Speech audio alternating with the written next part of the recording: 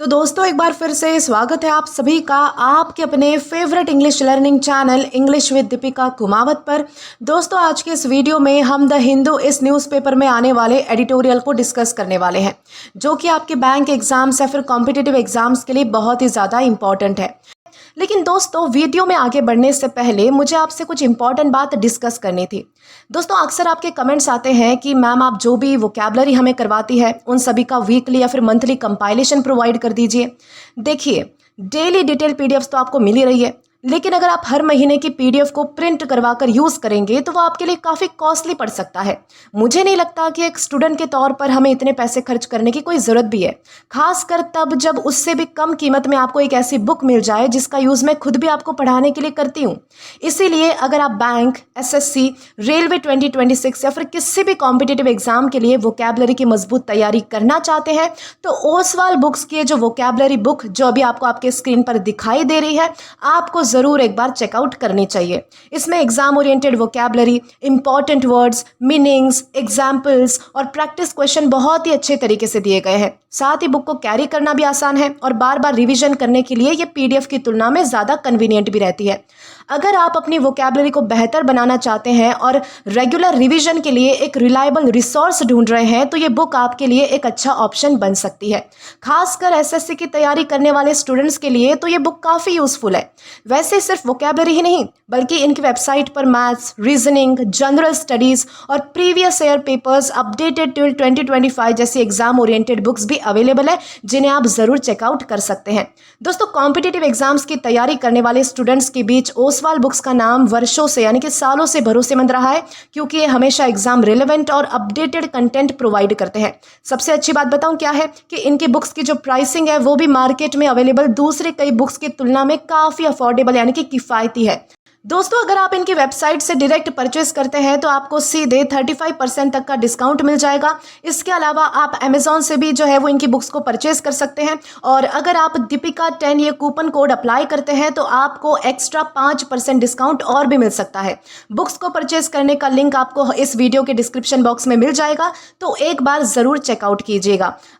दोस्तों आज के हमारे एडिटोरियल का टाइटल देखा जाए तो यहाँ पर दिया जाता है root causes on India's youth crisis.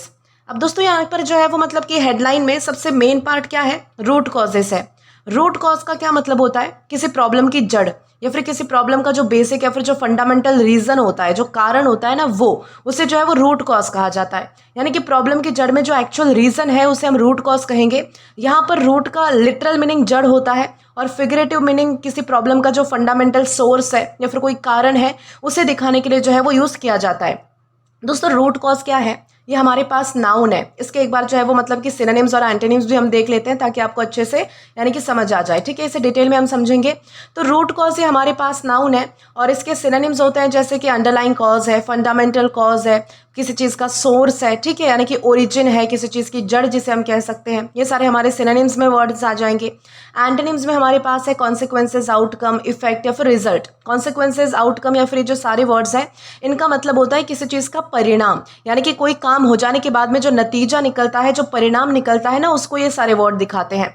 जबकि हम रूट कॉज में क्या पढ़ रहे हैं कि कोई चीज़ का मतलब कि रीज़न क्या है, होने का रीज़न क्या है, जड़ क्या है उसकी, इस तरीके से। तो root causes on India's youth crisis का बेसिक मीनिंग हुआ कि इंडिया के यूथ क्राइसिस के पीछे जो फंडामेंटल रीज़न है उनको समझना। और गाइस मतलब कि हेडलाइन का जो सेकंड पार्ट है यूथ क्राइसिस, यानी कि यंग पीपल से रिलेटेड एक सीरियस प्रॉब्लम, जिसका एडिटोरियल में मेन फोकस जो है वो किस पर है, जॉब्स पर है और एम्प्लॉयमेंट पर है। तो ये जो सारी चीज़ें हैं ना हम पढ़ने वाले हैं कि इंडिया का जो है वो मतलब कि यूथ क्राइसिस किस चीज़ के बारे में है और उसका जो रूट कॉज है कि इतना सारा जो यूथ क्राइसिस है, प्रोटेस्ट है, ये हो क्यों रहा है, किस चीज़ की वजह से हो रहा है। तो ये सारी चीज़ें हम जो है वो जानने वाले हैं। अब दोस्तों हमारे हेडलाइन के नीचे जो है वो हमें नीचे सब हेडिंग दी जाती है, जहाँ पर लिखा गया है India's youth crisis is about the absence of jobs not just examination reform. यानी कि ये जो लाइन है वो एक्चुअली पूरे एडिटोरियल का मेन आर्ग्यूमेंट पहले ही हमें क्लियर कर रही है कि राइटर कह रहे हैं कि इंडिया का जो यूथ क्राइसिस है वो सिर्फ एग्जामिनेशन सिस्टम को रिफॉर्म करने की प्रॉब्लम से नहीं है, बल्कि bigger problem is the absence of sufficient jobs, यानी कि जॉब्स नहीं मिल रही है, नौकरी नहीं है लोगों के लिए। यहाँ पर एक इंपॉर्टेंट फ्रेज है द एब्सेंस ऑफ।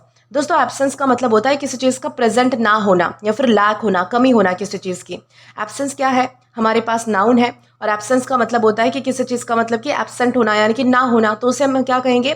तो एब्सेंस ऑफ जॉब्स का मतलब हुआ कि जॉब्स की कमी है, सफिशिएंट जॉब्स का अवेलेबल ना होना, ठीक है। तो ये जो हेडलाइन है वो हमें क्या समझाती है कि इंडिया के यूथ की जो प्रॉब्लम है वो सिर्फ एग्जाम्स की प्रिपरेशन या फिर एग्जामिनेशन सिस्टम नहीं है कि बार बार मतलब कि एग्जाम लीक हो रहे हैं, ये वाली प्रॉब्लम्स है। और स्टूडेंट ने जो है वो इतना बड़ा प्रोटेस्ट किया था, एग्जाम के लिए प्रोटेस्ट किया था, ठीक है। तो ये सारी चीज़ें सिर्फ एक ही प्रॉब्लम नहीं है, बल्कि एक्चुअल डीपर प्रॉब्लम क्या है, वो ये है कि लोगों को यानी कि ये जो यूथ है यानी कि हमारी जो युवा पीढ़ी है उनको सफिशेंट एम्प्लॉयमेंट अपॉर्चुनिटीज़ ही नहीं मिल रही है, उसकी कमी है हमारे देश में।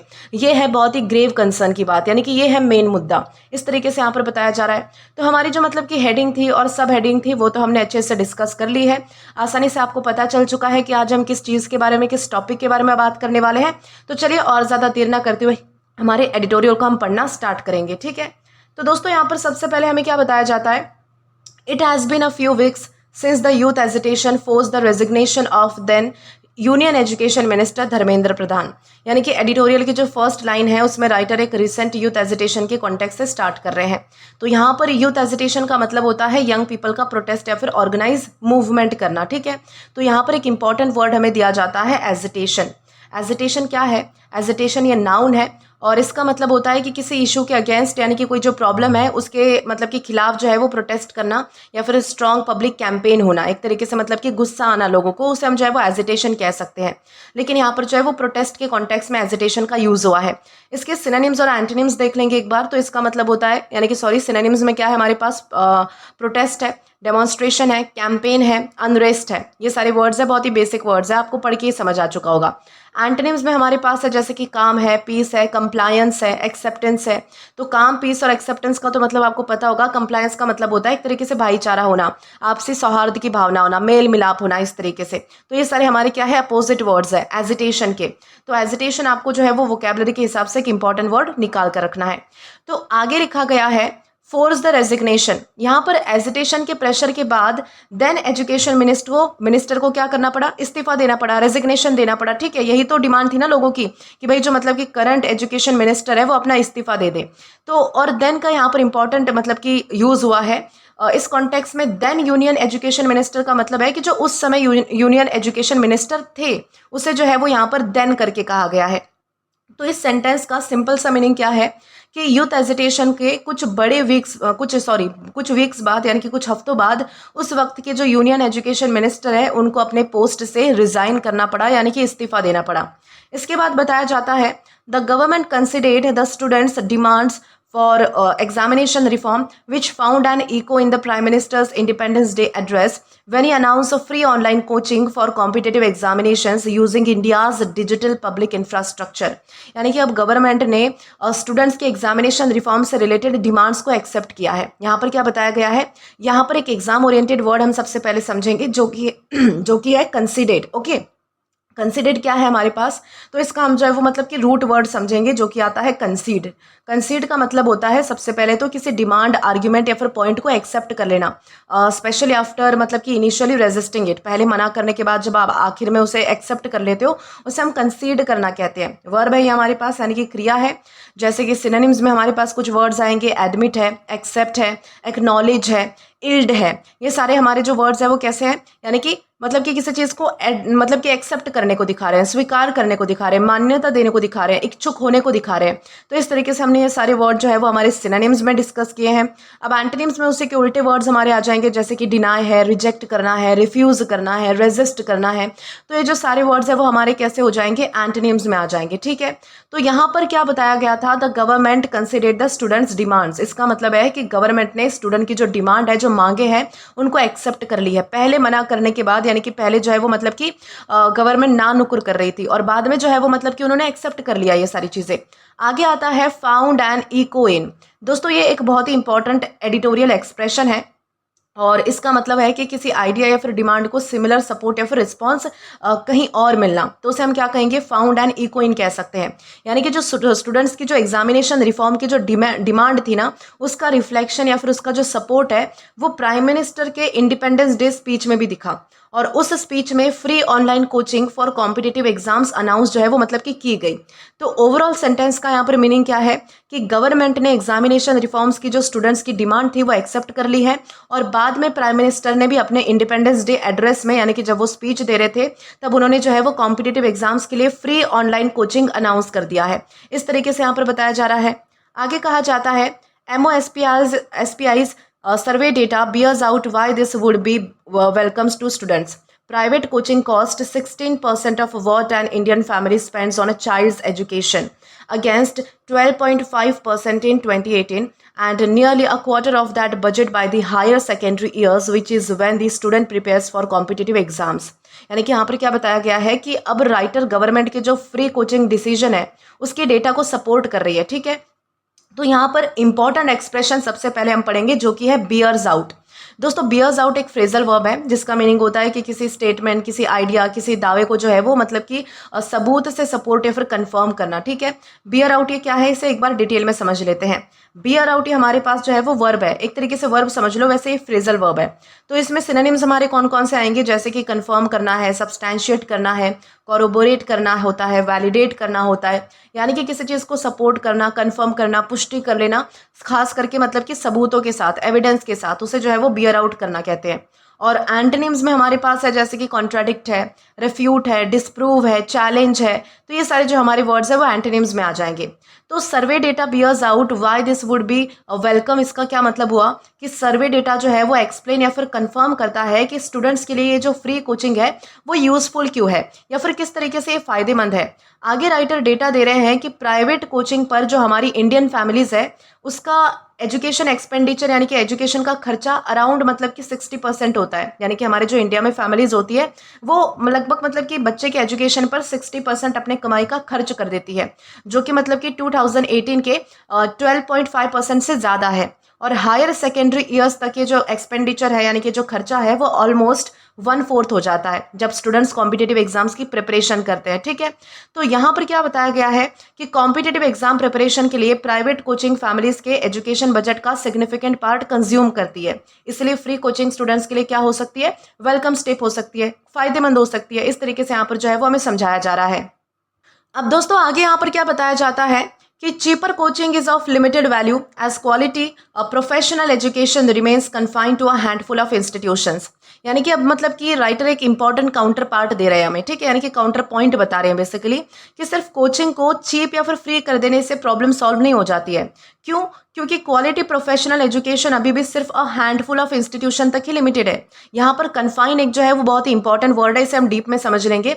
तो कन्फाइन तो हमारे पास एग्जेक्टिव है और इसका मतलब होता है कि लिमिटेड और restricted to a particular place, group और रेंज, यानी कि किसी ग्रुप तक या फिर किसी पर्टिकुलर रेंज तक ही लिमिट होना, सीमित होना, उसे हम कन्फाइन करना कहते हैं, फिर होना कहते हैं। जैसे कि सिनोनिम्स में हमारे पास कुछ वर्ड्स आ जाएंगे, रेस्ट्रिक्टेड है, लिमिटेड है, कंस्ट्रेंड है या फिर कंटेन्ड है। ये सारे वर्ड्स कैसे हैं, किसी चीज़ में बाधा लाने को दिखा रहे हैं या फिर किसी चीज़ में रुकावट को दिखा रहे हैं, लिमिट होने को दिखा रहे हैं बेसिकली। ओके, एंटोनिम्स में हमारे सारे अपोजिट वर्ड्स आ जाएंगे जैसे कि अनरेस्ट्रिक्टेड है, अनलिमिटेड है, फ्री है, वाइड स्प्रेड है, यानी कि जिसमें कोई बंदिश तो नहीं है, ऐसी सारी चीज़ों को दिखा रहे हैं। तो यहाँ पर एंटोनिम्स हमने यानी कि ये सारे वर्ड्स पढ़े हैं एंटोनिम्स में। और अ हैंडफुल ऑफ ये एक यूजफुल एक्सप्रेशन है, इसका मतलब होता है अ वेरी स्मॉल नंबर ऑफ, यानी कि बहुत ही छोटी मात्रा होना किसी चीज़ की। तो अ हैंडफुल ऑफ इंस्टीट्यूशन का मतलब होता है कि बहुत ही कम इंस्टीट्यूशंस है, यानी कि बहुत ही ऐसे कम इंस्टीट्यूशंस है, इस तरीके से यहाँ पर बताया जा रहा है। तो इसका मीनिंग क्या है कि चीप कोचिंग की जो वैल्यू है वो लिमिटेड है, because high quality professional education अभी भी बहुत ही कम इंस्टीट्यूशंस में ही अवेलेबल है। इस तरीके से यहाँ पर बताया जा रहा है। जैसे कि आगे यहाँ पर बताया जाता है, for instance over 22 lakh candidates appeared in this year's medical entrance exam for about 1.4 lakh undergraduate seats with a fewer than 10,000 of them at the top 50 colleges. यानी कि यहाँ पर क्या बताया जा रहा है कि अब राइटर जो है वो अपने पॉइंट को प्रूव करने के लिए एग्जाम्पल्स दे रहे हैं। फॉर इंस्टेंस का मतलब होता है फॉर एग्जाम्पल की जगह आप जो है वो मतलब कि फॉर इंस्टेंस यूज कर सकते हो। तो यहाँ पर बताया जा रहे हैं कि भाई 20 लाख से भी ज़्यादा कैंडिडेट्स मेडिकल एंट्रेंस एग्जाम में अपीयर हुए, लेकिन undergraduate seats around 1.4 lakh ही है और टॉप 50 कॉलेजेस में तो सिर्फ 10,000 से भी कम सीट्स है।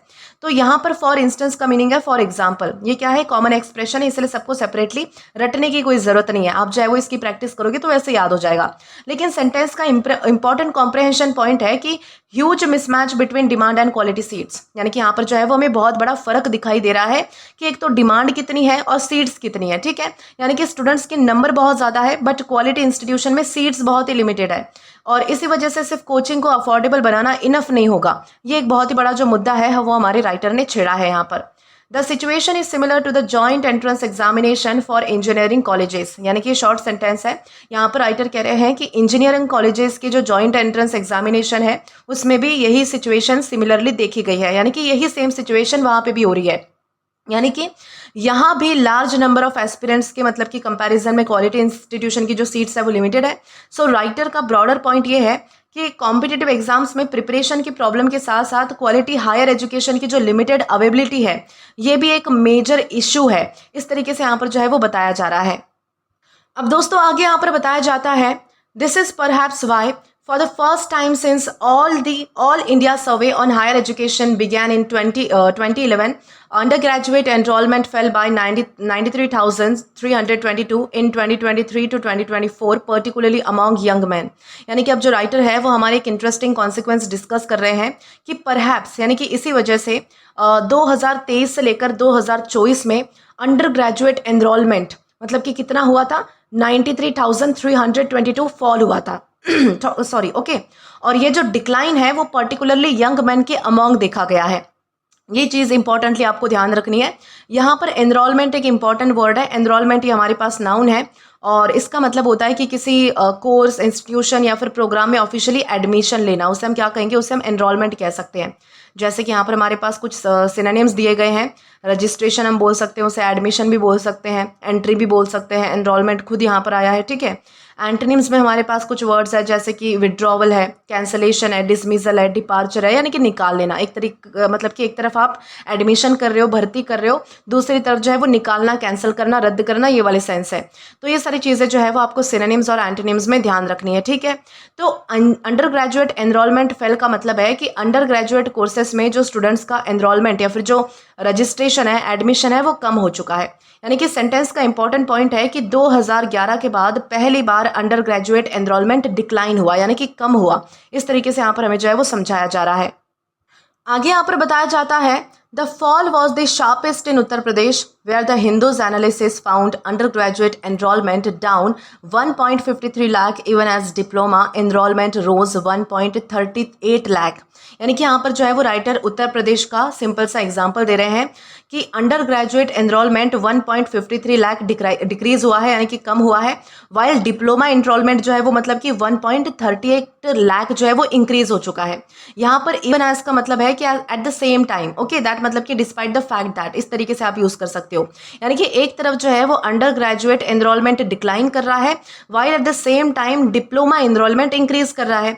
इस सेंटेंस का इंपॉर्टेंट ऑब्जर्वेशन है कि स्टूडेंट का जो एजुकेशन चॉइस है वो शिफ्ट होता हुआ दिखाई दे रहा है। ट्रेडिशनल अंडर ग्रेजुएट रूट से डिप्लोमा कोर्सेज की तरफ जो है वो स्टूडेंट्स ज़्यादा मतलब कि जाना चाह रहे हैं या फिर जा रहे हैं, ऐसा हम समझ पाएंगे। ठीक है, An analysis of periodic labor force survey unit level data found that of every 100 graduates age 15 to 29 in 2025, only 26 were in regular salaried employment and just 4 had a salaried job with a contract and social security। यानी कि अब ये जो sentence है वो editorial के जो हमारा मेन आर्ग्यूमेंट था ना कि जॉब्स नहीं मिल रही है, तो उसके एक्सट्रीमली मतलब कि इंपॉर्टेंट पॉइंट को डिस्कस कर रहा है। राइटर एम्प्लॉयमेंट के डेटा के थ्रू बता रहे हैं कि 15 से 29 के एज के एवरी 100 ग्रेजुएट्स में सिर्फ 26 रेगुलर सैलरीड एम्प्लॉयमेंट में थे। ठीक है, यानी कि और सिर्फ 4 के पास ऐसी सैलरीड जॉब थी जिनमें कॉन्ट्रैक्ट और सोशल सिक्योरिटी दोनों अवेलेबल थे। यानी कि प्रॉब्लम सिर्फ एग्जाम प्रिपरेशन या फिर कॉलेज एडमिशन तक की लिमिटेड नहीं है कि बच्चे जो है वो कॉलेज में एडमिशन नहीं ले पा रहे हैं या फिर एग्जाम नहीं दे पा रहे हैं। एजुकेशन के बाद स्टेबल एम्प्लॉयमेंट भी मेजर चैलेंज है कि भाई एजुकेशन भी कंप्लीट कर लिया, यानी कि हमने एग्जाम भी दे दी, सारी चीज़ें हो गई, लेकिन जॉब कहाँ पर है अब, यानी कि हमारा फ्यूचर कैसे सिक्योर होगा, ये बहुत बड़ा कंसर्न है। यहाँ पर सैलरीड एम्प्लॉयमेंट का मतलब है कि ऐसा एम्प्लॉयमेंट जहाँ पर एम्प्लॉय को जो है वो रेगुलर सैलरी मिलती रहती है, यानी कि तनख्वाह मिलती रहती है।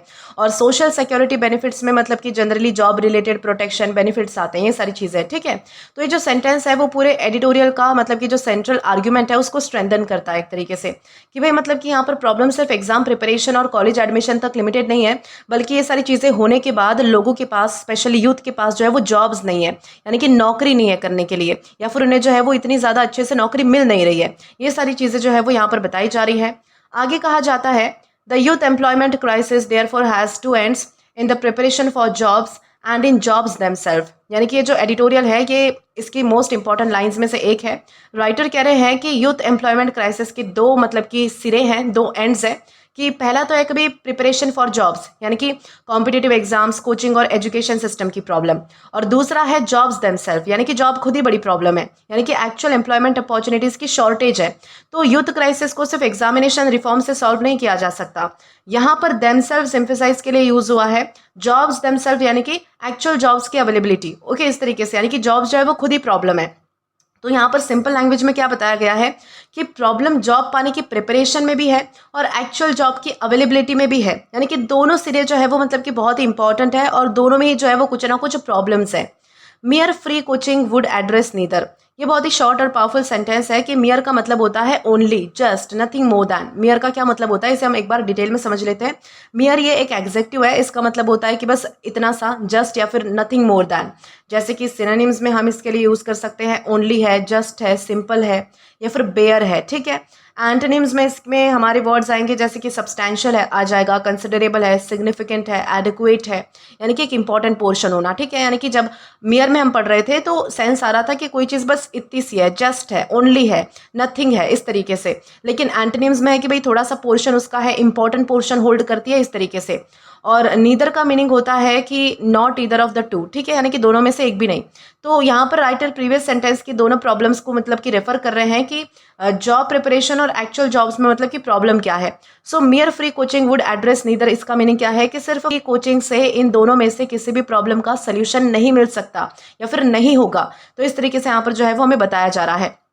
आगे कहा जाता है the structural problems in the Indian economy despite the government's touting of 6% to 6.5% growth are now too obvious to ignore. यानी कि अब जो राइटर है हमारे वो ब्रॉडर इकोनॉमिक प्रॉब्लम की तरफ हमें जो है वो ले जाना चाहते हैं।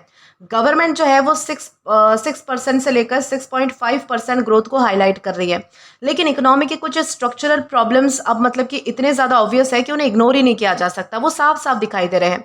यहाँ पर स्ट्रक्चरल एक इंपॉर्टेंट वर्ड है, इसका मतलब होता है कि किसी सिस्टम की बेसिक स्ट्रक्चर या फिर जो अंडरलाइंग अरेंजमेंट होती है ना उससे रिलेटेड होना, उससे जुड़ा हुआ होना, ठीक है।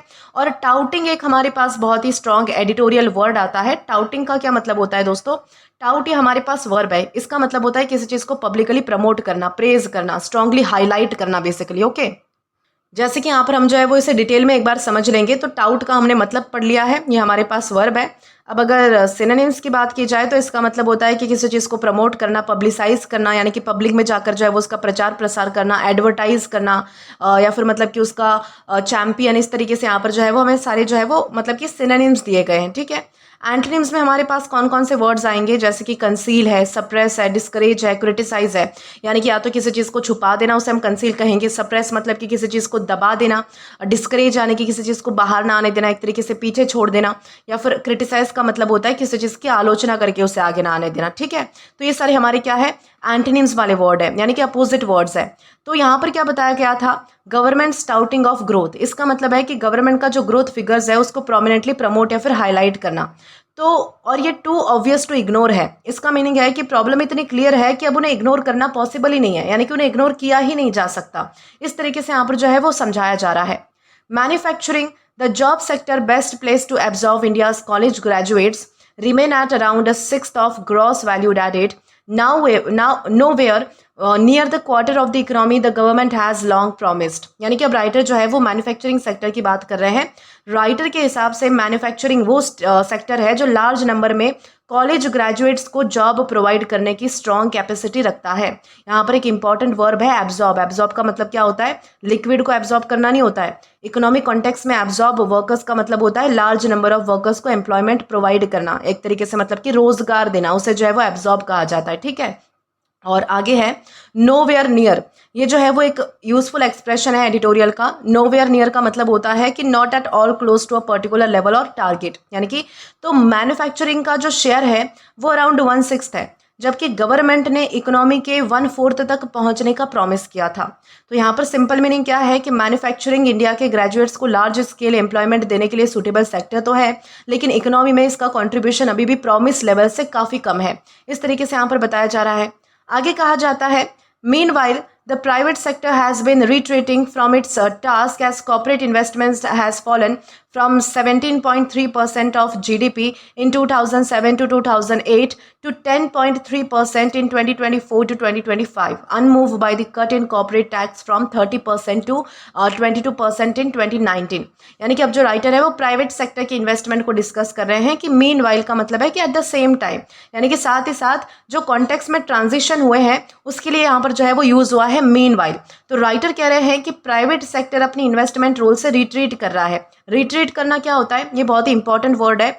रिट्रीट का मतलब होता है पीछे हटना, इन्वॉल्वमेंट रिड्यूस करना। रिट्रीट हमारे पास वर्ब है और इसके सिनोनिम्स है जैसे कि विड्रॉ करना, रिसीड करना, पुल बैक करना, अपने कदम पीछे फेर लेना, बैक वे करना यानी कि मुड़ जाना, या फिर विड्रॉ करना यानी कि अपने तक ही सीमित रखना, बाहर ना आने देना, किसी चीज़ को रोक कर रखना बेसिकली, या फिर मतलब कि एक तरीके से पीछे हट जाना, उसे हम क्या कहेंगे, रिट्रीट करना हम उसे कहेंगे। ठीक है। एंटोनिम्स में हमारे पास सारे अपोजिट वर्ड्स आ जाते हैं जैसे कि एडवांस है, प्रोसीड है, एंगेज है, पार्टिसिपेट है, यानी कि किसी चीज़ में शामिल होना, आगे बढ़ना। ओके, मतलब कि एक तरीके से आगे बढ़ना, उन सारे सेंस में ये जो वर्ड्स है वो यूज़ हुए हैं।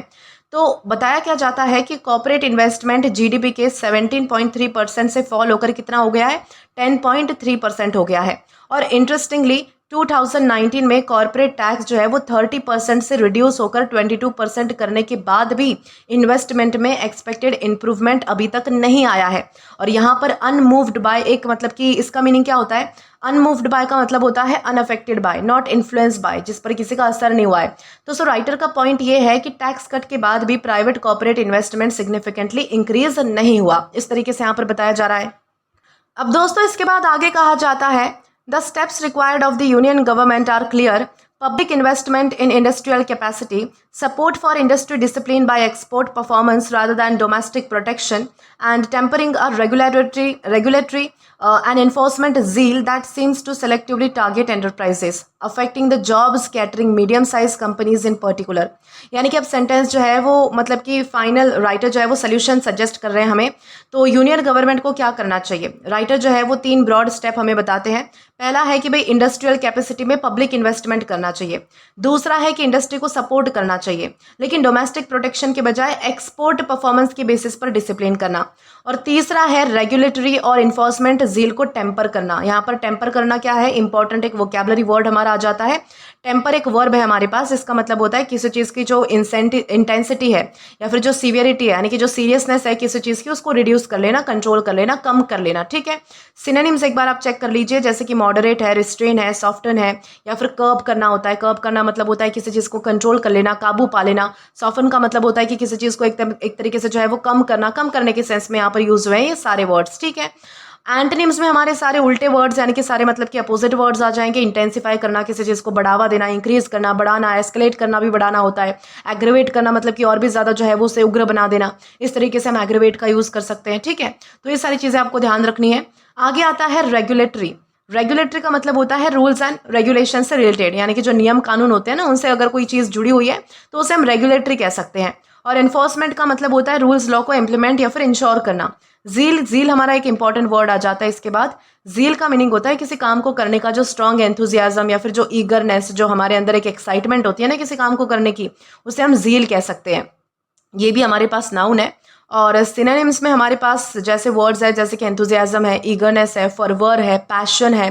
फरवर का भी मतलब होता है बहुत ज़्यादा उत्साह होना, बहुत ज़्यादा खुशी होना, उमंग होना, एक तरीके से जो है वो बहुत ज़्यादा मन में जो है वो एक तरीके से एंथुजियाज्म होना। तो उसके लिए हम जो है वो जील का यूज़ कर सकते हैं। और ये सारे हमारे जो है वो मतलब कि सिनोनिम्स हैं। एंटोनिम्स में हमारे पास आ जाते हैं कुछ वर्ड जैसे कि अपैथी है, यानी कि एक तरीके से जो है वो बहुत सुस्ती होना, उदासीन होना एक तरीके से। ओके, इनडिफरेंस है जिसमें आपको कोई फर्क ही नहीं पड़ता, आप मतलब कि हो या ना हो आपके मतलब से, यानी कि कुछ आपको नहीं फर्क पड़ता, उसे हम कहेंगे इनडिफरेंट होना या फिर इनडिफरेंस।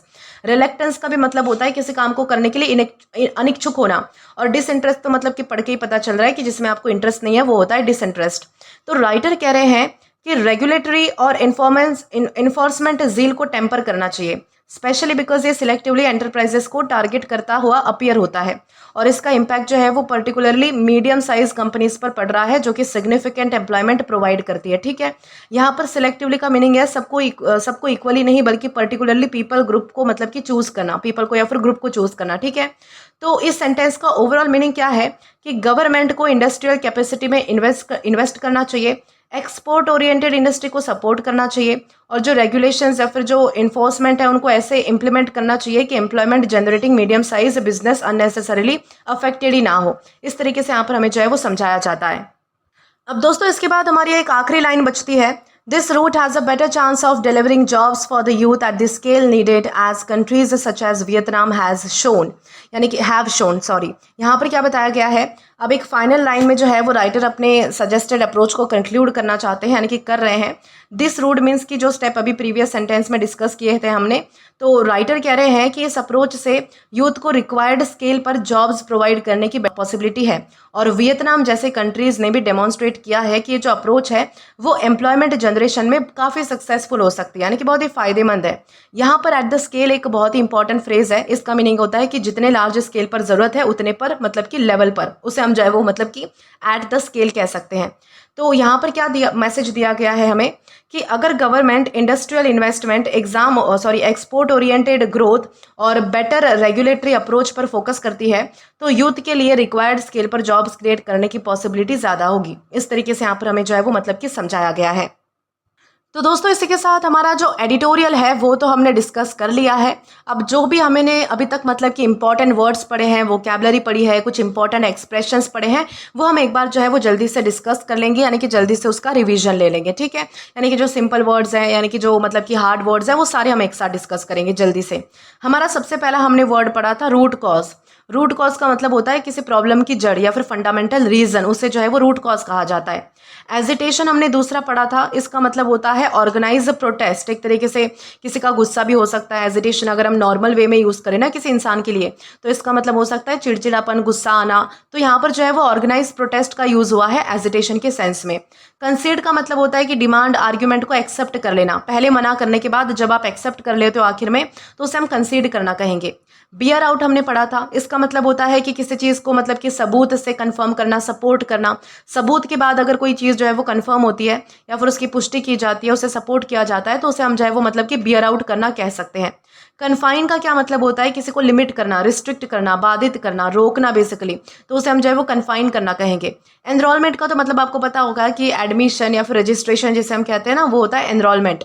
मियर होता है ओनली या फिर जस्ट, यानी कि मियर आप जो है वो ओनली या फिर जस्ट के मतलब कि अपोजिट नहीं, इनकी जगह पर यूज़ कर सकते हैं। स्ट्रक्चरल का क्या मतलब होता है, सिस्टम के जो बेसिक स्ट्रक्चर होते हैं अगर उनसे कोई जुड़ी हुई चीज़ है तो उसे हम जो है वो मतलब कि स्ट्रक्चरल कह सकते हैं। टाउट का क्या मतलब होता है, टाउट का मतलब होता है कि स्ट्रांगली किसी चीज़ को प्रमोट करना, किसी चीज़ का प्रचार प्रसार करना, या फिर किसी चीज़ को जो है वो मतलब कि हाईलाइट करना पब्लिकली, तो उसे हम जो है वो टाउट करना कह सकते हैं। और एडिटोरियल में जो है वो हमने जो एब्जॉर्ब वर्ड पढ़ा था ना, ये इसका मतलब है एम्प्लॉयमेंट प्रोवाइड करना, मतलब कि अपने अंदर जो है वो एब्जॉर्ब करने वाला मीनिंग नहीं है इसका मतलब है एम्प्लॉयमेंट प्रोवाइड करने से था। ठीक है, रिट्रीट हमने अभी पढ़ा था। रिट्रीट का मतलब होता है किसी चीज़ से जो है वो अपने कदम पीछे ले लेना, पीछे हट जाना, या फिर किसी चीज़ में शामिल होने से जो है वो रुक जाना। तो ये जो सारे मीनिंग्स है ये रिट्रीट होने के ही होते हैं, यानी कि जब आप यानी कि किसी चीज़ में शामिल नहीं हो रहे होते हो, अपने कदम पीछे ले लेते हो या फिर अपने तक ही सीमित रख लेते हो किसी काम को, तो उसे हम जो है वो रिट्रीट करना कह सकते हैं। टेम्पर का मतलब होता है कि किसी चीज़ की जो सीरियसनेस होती है, किसी चीज़ की जो इंटेंसिटी होती है, उसको जो है वो रिड्यूस करना, कंट्रोल कर देना, काबू पा लेना या फिर कम कर लेना। ठीक है, ज़ील का मतलब होता है किसी काम को करने की स्ट्रांग एंथुजियाज्म, बहुत ज़्यादा ईगरनेस होना, बहुत ज़्यादा आपके मन के अंदर जो है वो एक तरीके से एक्साइटमेंट होना, उसे ज़ील कहा जाता है। फ्लेजिंग भी हमने पढ़ा था। फ्लेजलिंग का मतलब होता है न्यूली डेवलपिंग। ठीक है, यानी कि जो अभी डेवलप हो रहा है, इस तरीके से हमने पढ़ा था। ठीक है, और आज के कुछ इंपॉर्टेंट एक्सप्रेशंस भी यहाँ पर दिए जाते हैं, जैसे कि फाइंड एंड इको इन है। फाइंड एंड इक्विन का मतलब होता है सिमिलर सपोर्ट मिलना, रिस्पॉन्स मिलना। जैसे कि हमने पढ़ा था कि यही जो सिमिलर रिस्पॉन्स है, यही जो सिमिलर रिजल्ट है वो कहीं और मिल रहे हैं, तो उसे हम जो है वो फाइंड एंड इक्विन कह सकते हैं। अगला आता है अ handful of. A handful of का मतलब होता है अ very small number of. A very small of number of क्यों बोला गया है? क्योंकि हमारे हाथ में कितनी ही चीज़ें आ जाएगी। अ हैंडफुल ऑफ को आप जो है वो इस तरीके से ध्यान रख लो कि आपके हाथ में आ पाए उतनी चीज़ें। तो आपके हाथ में जो है वो ज़्यादा चीज़ें नहीं आ पाती है, तो उसे हम जो है वो अ हैंडफुल ऑफ कह सकते हैं किसी चीज़ को मतलब कि बहुत ही कम नंबर में दिखाने के लिए, बहुत ही कम क्वांटिटी में दिखाने के लिए। Okay, a very small number of, इस तरीके से। बाद में आता है give way to. Give way to का मतलब होता है किसी चीज का रिप्लेस हो जाना, उसे गिव वे टू कहा जा सकता है। Now way nowhere near का मतलब है बिल्कुल क्लोज नहीं होना। और एट द स्केल नीडेड का मतलब है रिक्वायर्ड लेवल या फिर स्केल पर होना। ये सारे हमने जो है वो मतलब कि आज के इंपॉर्टेंट एक्सप्रेशंस को भी मतलब कि डिस्कस कर लिया है। अब दोस्तों इसी के साथ हमारा जो एडिटोरियल है या फिर हमारे जो जितने भी वोकैब है, एक्सप्रेशंस है, वो सारी चीज़ें हमने डिस्कस कर ली है। अब इसी के साथ हमारी जो मतलब कि ये सारी चीज़ें तो खत्म हो गई है। अब हमारे जो है वो क्विजेस बचते हैं, ठीक है, यानी कि हम क्विजेस भी डिस्कस करेंगे ताकि हमें पता चल पाए कि आज हमने क्या पढ़ा है और किस लेवल पर पढ़ा है, हमें समझ भी आया है या फिर नहीं आया है। तो चलिए जल्दी से हम जो है वो अब क्विजेस हमारे डिस्कस करेंगे। तो दोस्तों आज का हमारा सबसे पहला क्वेश्चन आता है कि पैसेज का टोन कैसा है, यानी कि पैसेज का टोन हमें बताना है कि राइटर ने किस टोन में इस पैसेज को लिखा है। सबसे पहला हमारा ऑप्शन आता है कि भाई हमारा जो पैसेज था वो कम्प्लीटली ऑप्टिमिस्टिक था या फिर सेलिब्रेटरी था, यानी कि पूरी तरीके से पॉजिटिव था और सेलिब्रेशन मनाने वाला था या फिर खुशी दिखाने वाला था। तो आई थिंक ये तो रॉन्ग है, क्योंकि ऑथर गवर्नमेंट की ग्रोथ और जो फ्री कोचिंग है उन सारे जो स्टेप्स को है वो ब्लाइंडली प्रेज नहीं कर रहे थे, उनकी तारीफ नहीं कर रहे थे।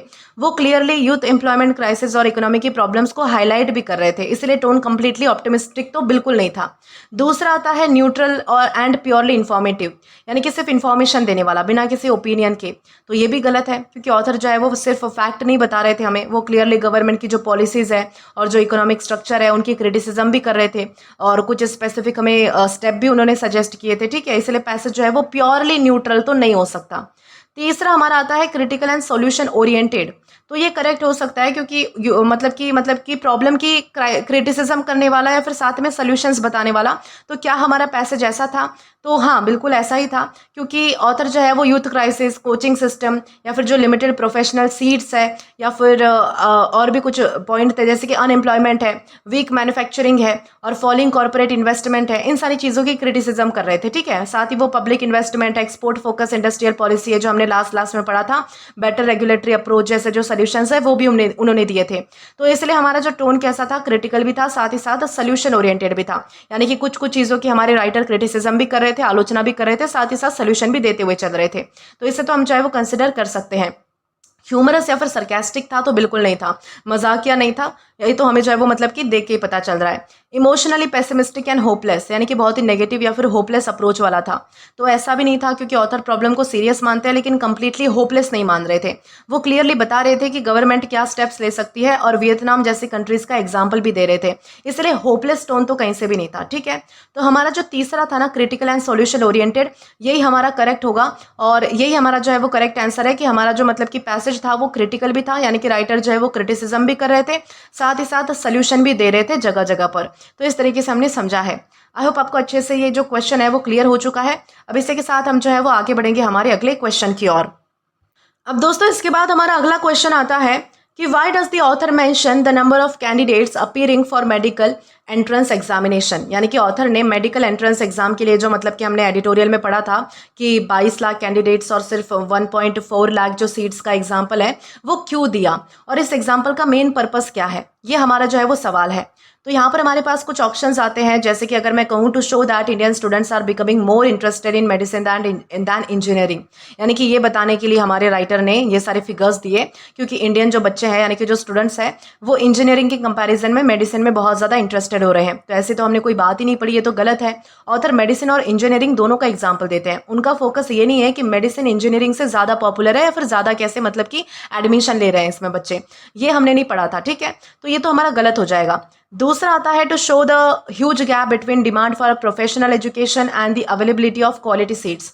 तो ये तो हम जो है वो कंसिडर कर सकते हैं, क्योंकि यहाँ पर इसका मतलब क्या है कि हमारे राइटर ने ये जो फिगर्स है वो इसलिए बताए हैं ये दिखाने के लिए कि क्वालिटी प्रोफेशनल एजुकेशन की जो डिमांड है वो बहुत ज़्यादा है, लेकिन जो सीट्स है ना वो बहुत ही कम है। तो ये बिल्कुल सही है, क्योंकि ऑथर जो है वो यही बताना चाहते थे कि 22 लाख कैंडिडेट्स के अगेंस्ट सिर्फ कितनी सीट्स है, सिर्फ मतलब कि 1.4 लाख अंडर ग्रेजुएट सीट्स है, और टॉप 50 कॉलेजेस में सीट्स सिर्फ 10,000 से भी कम है। इससे पता चलता है कि बच्चों की जो डिमांड और जो क्वालिटी इंस्टीट्यूशन की जो कैपेसिटी है उनमें एक बहुत ही बड़ा ह्यूज गैप है। इस तरीके से यहाँ पर हमें समझाया गया है। तीसरा हमारा आता है to prove that medical education in India has become completely free, यानी कि ये प्रूव करने के लिए हमारे राइटर ने वो सारे फिगर्स दिए थे, क्योंकि इंडिया में जो है वो मेडिकल एजुकेशन कम्प्लीटली फ्री हो चुकी है। तो ये तो गलत है, पैसेज में कहीं पे भी नहीं कहा गया है कि मेडिकल एजुकेशन जो है वो मतलब कि इंडिया में फ्री हो चुकी है। तो ये तो हम जो है वो मतलब कि कंसिडर नहीं कर सकते। अगला हमारा आता है to argue that competitive examination should be abolish, यानी कि राइटर ने इसलिए बताया था कि वो आर्ग्यू कर सके कि कॉम्पिटिटिव एग्जाम्स को कम्प्लीटली हटा देना चाहिए। तो ये भी गलत है। ऑथर जो है वो कॉम्पिटिटिव एग्जामिनेशंस को अबॉलिश करने की डिमांड कहीं पे भी हमारे पैसेज में नहीं कर रहे थे। उनका पॉइंट था कि सिर्फ कोचिंग को चीप या फिर फ्री करना प्रॉब्लम सॉल्व नहीं कर पाएगा। उन्होंने ये मुद्दा रेज किया था, बल्कि ये नहीं कहा था कि भाई कॉम्पिटिटिव एग्जामिनेशंस को अबॉलिश कर दो। ठीक है। लास्ट हमारा आता है to show that most students who appear for the examination eventually get admission, यानी कि ये बताने के लिए कि एग्जाम देने वाले जो ज़्यादातर बच्चे हैं या फिर जो ज़्यादातर मतलब कि स्टूडेंट हैं उनको एडमिशन मिल जाती है। तो ये भी गलत है, क्योंकि नंबर्स एक्चुअली इसके अपोजिट दिखाते हैं। बहुत ज़्यादा कैंडिडेट्स है और बहुत कम सीट्स है, इसलिए मोस्ट मतलब कि ज़्यादातर स्टूडेंट को जो है वो एडमिशन नहीं मिल पाती है, और यहाँ पर बताया गया है कि मिल पाती है। तो ये भी हमारा ऑप्शन कैसा हो जाएगा, गलत हो जाएगा। तो हमारा जो ऑप्शन नंबर दूसरा था ना कि भाई मतलब कि जो मतलब कि क्वालिटी प्रोफेशनल एजुकेशन है उसकी डिमांड बहुत ज़्यादा है और जो अवेलेबल सीट्स है वो बहुत कम है, ये वाला ऑप्शन हमारा यानी कि सेकंड वाला ऑप्शन करेक्ट होगा। यानी कि इसीलिए हमारे जो है वो मतलब कि राइटर ने नंबर्स बताए थे, बाकी जो हमारे जो सारे ऑप्शंस हैं वो गलत हो जाते हैं। अब इसी के साथ दोस्तों हम आगे बढ़ेंगे हमारे अगले क्वेश्चन की ओर। अब दोस्तों इसके बाद हमारा अगला क्वेश्चन आता है कि which of the following best describe the relationship between free coaching and the youth crisis discuss in the passage, यानी कि पैसेज के अकॉर्डिंग फ्री ऑनलाइन कोचिंग और जो यूथ क्राइसिस है उनके बीच कौन सा सेंटेंस नीचे दिए गए सेंटेंस में से मतलब कि अच्छे से उनका रिलेशन डिस्क्राइब कर पाता है। तो चलिए हमारे ऑप्शन को हम एक एक करके डिस्कस करेंगे। सबसे पहला हमारा आता है कि भाई free coaching can solve both the lack of jobs and the shortage of quality institution, यानी कि जो फ्री कोचिंग है वो जॉब्स की कमी और क्वालिटी इंस्टीट्यूशन की जो कमी है वो दोनों को सॉल्व कर सकती है। तो ये तो हमारा गलत है, क्योंकि ऑथर जो है वो क्लियरली कहते हैं कि quality professional education limited institution तक ही कन्फाइंड है, यानी कि वहीं तक लिमिटेड सीमित है। फ्री कोचिंग से इंस्टीट्यूशन की जो सीट्स है वो इंक्रीज नहीं होती है और जॉब्स भी ऑटोमेटिकली क्रिएट नहीं होती है। तो ये हमने पॉइंट पढ़ा था, तो इसलिए हमारा ये जो पहला है वो गलत हो जाएगा। दूसरा हमारा आता है कि free coaching is completely useless for students, यानी कि जो फ्री कोचिंग का जो इनिशिएटिव हमारे प्राइम मिनिस्टर ने रखा था वो कम्प्लीटली बिल्कुल यूजलेस है, उसका कोई असर ही नहीं होने वाला। ये भी चीज़ गलत है। ऑथर जो है वो फ्री कोचिंग को कम्प्लीटली यूजलेस तो नहीं मान रहे हैं। वो कहते हैं कि जो चीपर कोचिंग है वो स्टूडेंट के लिए वेलकम हो सकती है, क्योंकि कोचिंग पर फैमिलीज का जो काफ़ी बड़ा खर्चा है वो होता है स्टूडेंट को, यानी कि एक बच्चे को पढ़ाने में जो है वो बहुत बड़ा खर्चा फैमिलीज करती है। लेकिन प्रॉब्लम जो है वो सिर्फ यहाँ तक जो है वो सीमित नहीं है। प्रॉब्लम सिर्फ इससे सॉल्व नहीं हो जाएगी कि आप जो है वो फैमिली का ये वाला खर्चा कम कर दो। प्रॉब्लम ये है कि सिर्फ कोचिंग इनफ नहीं है। ये चीज़ यहाँ पर हमें जो है वो समझाई गई थी, तो ये भी हमारा गलत हो जाएगा। राइटर ऐसा नहीं कह रहे हैं कि भाई फ्री कोचिंग का जो है वो कोई यूज़ ही नहीं हो सकता, यानी कि बच्चों के लिए, या फिर उनका कोई फ़ायदा ही नहीं है। तो इस चीज़ को तो हम जो है वो डिनाई करेंगे। अगला हमारा आता है फ्री कोचिंग में reduce the final burden of exam preparation but it does not solve the deeper education and employment problem. तो ये बिल्कुल सही है कि फ्री कोचिंग जो है वो एग्जाम प्रिपरेशन का जो फाइनेंशियल बर्डन है वो फैमिली पे से वो तो कम कर सकती है, लेकिन एजुकेशन और जॉब्स की जो बड़ी प्रॉब्लम है वो सॉल्व नहीं करती। तो ये तो बिल्कुल सही है कि भाई ये पैसेज का इंपॉर्टेंट पॉइंट है कि फ्री कोचिंग स्टूडेंट का जो फाइनेंशियल बर्डन है, यानी कि जो खर्चा होता है फैमिली का एक बच्चे को पढ़ाने में, वो कम कर सकती है, लेकिन जो क्वालिटी एजुकेशन है उसकी जो लिमिटेड अवेलेबिलिटी है हमारे देश में और जॉब्स की जो शॉर्टेज है उसको बिल्कुल भी सॉल्व नहीं कर सकती है। इसीलिए ऑथर कहते हैं कि यूथ एम्प्लॉयमेंट क्राइसिस के दोनों एंड्स को एड्रेस करना जरूरी था। इस तरीके से ठीक है। अगला हमारा आता है कि free coaching will automatically increase the number of salaried jobs, यानी कि जो फ्री कोचिंग है वो अपने आप ही सैलरीड जॉब्स की जो नंबर है वो बढ़ा देगी या फिर बढ़ जाएगी उससे। तो ये भी गलत है, क्योंकि कोचिंग स्टूडेंट को एग्जाम प्रिपरेशन में हेल्प कर सकती है, लेकिन coaching directly salaried jobs create नहीं करती है, उसके लिए अलग प्रोसेस है। तो ये सारी चीज़ें भी जो है वो गलत हो सकती है। लास्ट हमारा आता है free coaching is the main reason why undergraduate enrolment has fallen, यानी कि फ्री कोचिंग ही अंडर ग्रेजुएट एनरोलमेंट गिरने का मेन रीजन है। तो ये भी गलत है, क्योंकि पैसेज जो है वो अंडर ग्रेजुएट एनरोलमेंट गिरने के रीजंस को कोचिंग से डायरेक्टली कनेक्ट नहीं कर रहे हैं। ऑथर लिमिटेड क्वालिटी एजुकेशन और एम्प्लॉयमेंट अपॉर्चुनिटीज को ब्रॉडर इशू डिस्कस कर रहे हैं, उनका ब्रॉडर यानी कि इशू डिस्कस कर रहे हैं। तो ये भी जो है वो हमारा गलत हो जाएगा। तो हमारा जो तीसरा वाला ऑप्शन था ना, हमारा तीसरा वाला ऑप्शन यही था कि भाई फ्री कोचिंग एग्जाम प्रिपरेशन का जो फाइनेंशियल बर्डन है वो फैमिलीज पे से कम कर सकती है, खर्चा कम हो सकता है, लेकिन एजुकेशन और जॉब्स की जो बड़ी प्रॉब्लम है वो सॉल्व नहीं कर सकती।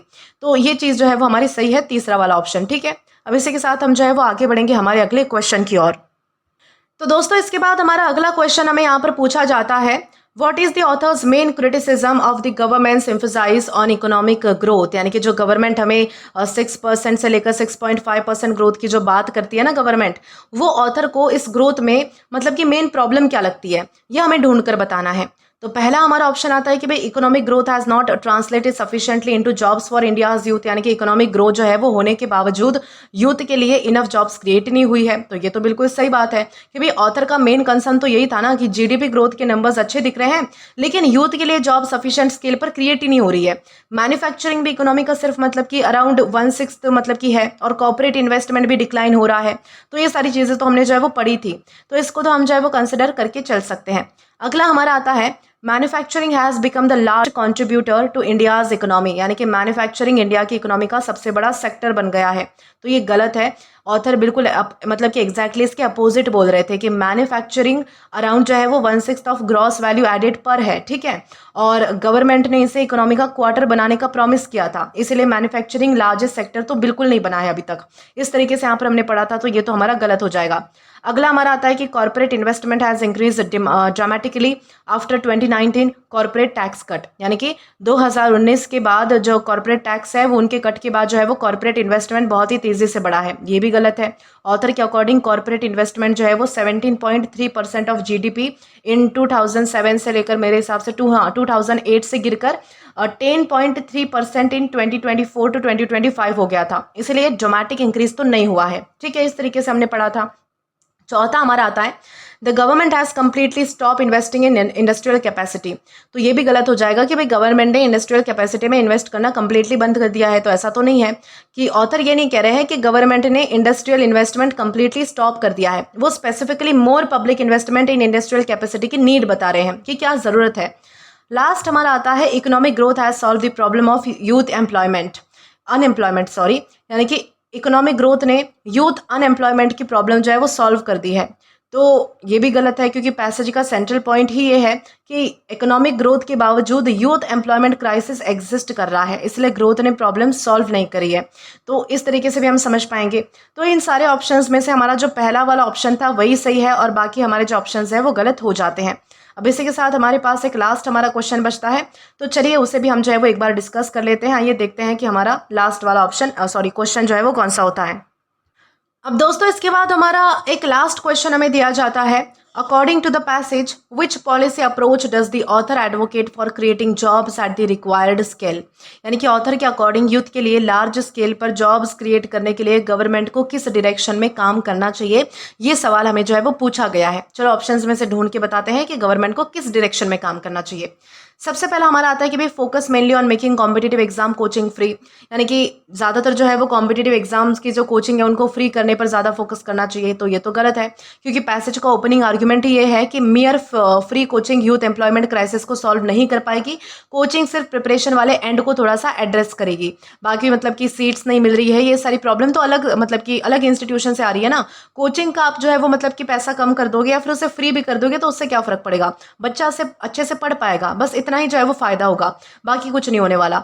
दूसरा है increase protection for domestic industries and reduce exports. यानी कि डोमेस्टिक इंडस्ट्रीज को ज़्यादा प्रोटेक्शन देनी चाहिए और जो एक्सपोर्ट्स है उनको रिड्यूस कर देना चाहिए। तो ये भी गलत है, क्योंकि ऑथर डोमेस्टिक प्रोडक्शन को सोल्यूशन नहीं मानते हैं, वो इंडस्ट्री को एक्सपोर्ट परफॉर्मेंस के बेसिस पर डिसिप्लिन करने की बात करते हैं, ना कि एक्सेसिव डोमेस्टिक प्रोटेक्शन की बात कर रहे हैं। ठीक है, तो ये भी हमारा गलत हो जाएगा।